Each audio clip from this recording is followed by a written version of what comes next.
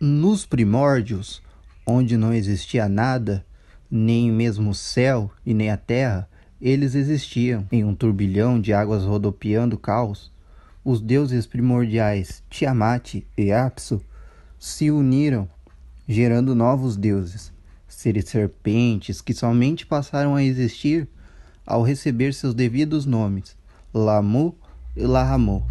E antes de se tornarem grandes e fortes, deram à luz a Anshar e Kishar, filhos muito superiores aos pais em todos os aspectos.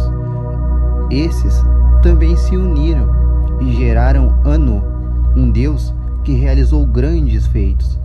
Anu gerou Nudmud, seu primeiro filho, porém bem diferente de todos, pois era dotado de grande sabedoria e inteligência, sendo assim temido pelos rivais, que não ousavam em confrontá-lo de modo algum. Com o passar do tempo, os deuses se multiplicaram e se reuniram dentro de Tiamat, a grande deusa primordial, mãe de tudo e de todos. Porém, o céu estava insuportável, e os deuses, além de serem barulhentos, tinham um péssimo comportamento, incomodando Tiamat. Mas a benevolência da Mãe Suprema de todos os perdoava. Mas isso não acontecia com Apsu, o pai primordial. Tomado pela fúria diante da incessante confusão dos filhos, mandou que Mumu, seu mensageiro, marcasse uma reunião com Tiamat, a fim de encontrar uma solução para o problema por um longo tempo. Tiamat e Apsu discutiram, e enquanto o marido queria castigar os filhos, Tiamat queria novamente perdoá-los. Dizia ela: por que vamos destruir o que criamos, se o comportamento deles é tão desagradável? Sejamos pacientes e benevolentes. Ao final do encontro, a mãe de todos os perdoou e protegeu seus filhos novamente. Mas o mensageiro de Apsu, Mumu, insatisfeito, aconselhou ao pai a não dar ouvidos à esposa e eliminar todos os filhos, pois somente assim a paz voltaria aos céus e os deuses poderiam descansar. Convencido, o pai primordial decidiu matá-los, mas a conversa havia sido ouvida pelos deuses menores. Todos eles ficaram temerosos diante do poder do pai primordial, menos um, Ea, o mais inteligente e o mais sábio. Ea elaborou um plano no qual se salvaria e desafiaria seu pai. Partindo para o sacrifício, Ea decidiu usar de alta e complexa magia, tão poderosa que conseguiu colocar seu pai Apsu em um sono profundo, no qual jamais acordaria. Ea pegou a coroa do seu pai, roubou sua aura e prendeu o mensageiro Mumu. Portando a poderosa aura de seu pai, Ea usou o corpo do pai como casa para começar o seu império. No corpo de Apsu, Ea se casou com Ninhursag e gerou seu primeiro filho, o todo-poderoso Marduk. Ao olhar para Marduk, o avô Anu viu sua perfeição divina, pois se tratava ali do mais poderoso de todos os deuses. Quando ele move os lábios, um fogo arde, 4 ouvidos e 4 olhos cresceram, e são capazes de enxergar o universo. Ele é dos deuses mais alto e está vestido com 10 auras de poder e 50 aterrorizantes relâmpagos. Feliz pelo neto, Anu gerou 4 ventos terríveis e deu de presente para o filho, para que se divertisse na terra. Marduk gerou destruição, confusão e sortilégios, atos que irritavam cada vez mais a mãe de todos. E os demais deuses. Tiamat foi acusada pelos seus filhos de deixar o marido morrer. Anu, com seu filho e a linhagem de Ea, usaram os 4 ventos para brincar de destruir. E então metade dos deuses se reuniram para implorar à mãe que acabasse com toda a linhagem de Anu. Já que o céu estava insuportável, ao ouvir o clamor e súplica de seus filhos, Tiamat criou um grande exército de 12 supremos, para combatê-lo, e soltou os seus ventos criando armas poderosas, dragões, leviatãs, leões colossais e diversas criaturas magníficas e mitológicas. E com a poderosa aura dos deuses, as hidras emergiram, monstros marinhos gigantescos, homem-escorpião, criaturas mágicas e muito venenosas foram invocadas para serem usadas no grande combate. Tais invocações só poderiam ser feitas com a ajuda da poderosa Hubur, que imaginou tais criaturas, e assim a mãe Tiamat as fez. Hubur criou dragões colossais, cuja cada baforada eram extremamente venenosas. Tais monstros criados seriam liderados por Kingu. Kingu era fiel conselheiro de Tiamat, a mãe de todos, e ele foi entregue a ele foi entregue a mais alta patente e poder concedidos pela mãe. Kingu portava as tábuas do destino em seu peito, o objeto mais poderoso daquele tempo, cuja função era criar ou destruir qualquer coisa através da palavra. Abre aspas. Pronunciei a meu favor o meu feitiço mais poderoso. Vença esta guerra ostensiva e seja o mais poderoso de todos os Anunnaki. Essas foram as palavras de Tiamat antes de entregar as tábuas do destino a Kingu.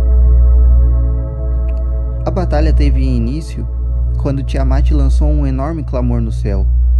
Meus 12, que seu vento concentrado neutralize a força da prole de Anu. E então, o exército dos 12 poderosos foram à batalha. Como era o mais sábio e inteligente, Ea já previa sobre o possível futuro cruel que cairia sobre si e sobre toda a sua geração, e avisou a seu avô, Anshar, sobre a ameaça de Tiamat. Anshar incentivou seu neto a ser o primeiro herói da história. Sua missão era defender o povo e matar Tiamat. Junto com seu exército, Ea era o único capaz, já que enfrentou o pai Apsu e prendeu o mensageiro Mumu. Após ouvir a proposta do avô, Ea teve medo de perder a grande batalha e propôs que o herói fosse o grande e poderoso pai Anu. Por ser um deus muito mais forte que ele, Anu concordou em seu salvador e criou a temível Kazuzu. Kazuzu era uma arma sobrenatural que continha todo o infinito. Anu foi até Tiamat, mas quando se deu conta da abominação criada, foi tomado pelo medo e decidiu voltar. Anshar, repleto de medo, e antes de pressentir o fracasso de Anu, se reuniu com os Anunnaki, os Syzygy e outros seres que dominavam o céu. E naquela reunião, eles exaltaram Marduk como o único que poderia matar a mãe primordial Tiamat. Marduk era a perfeição divina. Ele era corajoso e dono dos 4 ventos, que usava para criar encantamentos.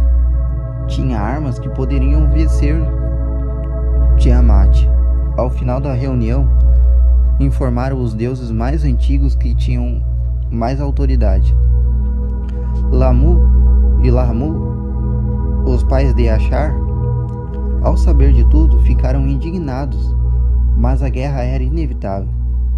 Marduk, sentado no trono, era exaltado por todos antes mesmo de seus pais. Antes de seus pais, Ea e Dankina, Marduk mostrava que, além de merecer ser o líder da batalha, deveria ser o rei de todos os Anunnaki, acima de seus pais.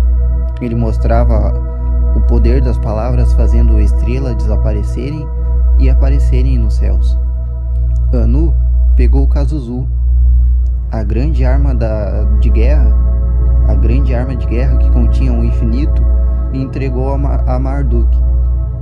E então foi criado um arco, um bastão e algumas flechas, onde teriam uma concha de fogo e o poder dos raios, além de poder usar os 4 ventos que havia recebido de presente. Assim, ele usou os ventos para criar um dilúvio. A bordo de sua carruagem de tempestade, Marduk foi direto a Tiamat. Porém, a sua carruagem foi arrastada pelo ar, por poderosas criaturas que nunca se cansavam. E então, na sua carruagem, ele pôs ventos que sopraram para a esquerda e para a direita. Seu capacete emitia uma forte luz, e sua concha de fogo era assustadora. Quando chegou em frente a Tiamat, Marduk jogou um feitiço para combater o ataque, usando de uma planta que o deixava imune a venenos da primordial. Quando se deparou com Kingu, Marduk sentiu tamanha força vindo de tal que Marduk teve medo. Vendo que Marduk teve medo, Tiamat, a mãe de todos, aproveitou para lançar diversos feitiços em Marduk. Porém, os feitiços eram inofensivos. Enquanto os deuses Anunnaki, os companheiros de Marduk, se juntavam à batalha, lutando contra o exército de Tiamat, dando assim tempo suficiente para que Marduk pudera forçar os ventos para dentro da boca de Tiamat, que inchou sua barriga, a impedido de abrir sua boca para lançar mais feitiços. E então ele disparou sua flecha mortal na barriga da mãe de todos, que foi rasgada ao meio. E então, sobre seu cadáver, Marduk gritava e se exaltava como o maior de todos os guerreiros, como o maior guerreiro de todos os tempos. Marduk foi respeitado por outros deuses e por todo seu exército perante o grande feito. 11 abominações não conseguiram fugir e foram trancafiadas. Kingu, o líder, desesperado e tomado pelo ódio, tentou derrubar Marduk, mas sem sucesso. Perante o imenso poder que Marduk havia obtido após derrotar a mãe de todos, Kingu morreu e seu sangue foi coletado e depois mandado para o inframundo pelo deus dos mortos. Marduk pegou a tábua do destino e carimbou com o seu nome, e as partes do corpo de Tiamat foram usadas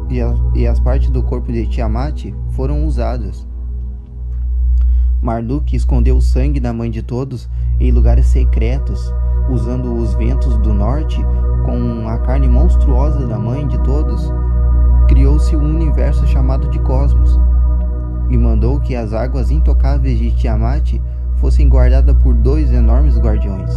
Após a vitória sobre Tiamat e sobre o seu exército, Marduk resolveu criar um reino na Terra, e usou a estrela chamada Nibiru como um ponto de referência para criar outras constelações.